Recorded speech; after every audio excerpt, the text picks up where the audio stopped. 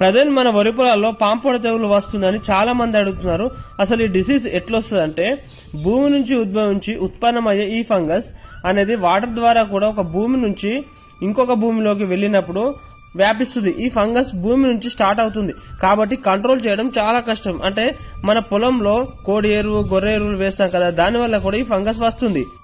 కాలువపారకం ఎక్కువగా ఉన్న పొలాలకు అంటే చెరువుల కింద డ్యాంల కింద ఉన్న పొలాలకు మరియు ఫర్టిలైజర్ ఎక్కువ వాడటం వల్ల ఉన్న పొలాలకు మళ్ళీ వెదర్ చేంజింగ్ వల్ల కూడా ఇది వస్తుంది. దీన్ని ముందు అరికట్టాలంటే పొలం దున్నిపించేటప్పుడు లోతుగా దున్నిపించి వదిలేస్తే ఎండకు ఈ ఫంగస్ అనేది చనిపోతుంది.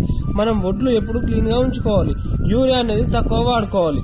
నీళ్లు అనేది ఆరుతడి పద్ధతిలో పారబెట్టుకోవాలి. వాటర్ యూజింగ్ కంట్రోల్ గా చూసుకుంటే ముందుగా అరికట్టవచ్చు. మరి ఈ డిసీజ్ ఆల్రెడీ వచ్చిన తర్వాత ఏం చేయాలంటే కెమికల్ తో అరికట్టవచ్చు. క్రిస్టల్ కంపెనీ వారి మెంటర్ వాడుకోవాలి. దీంట్లో అజోక్సిస్ట్రోబిన్ ప్లస్ ఎపోక్సికోనోజోల్ అనే ఫార్ములా ఉంటుంది.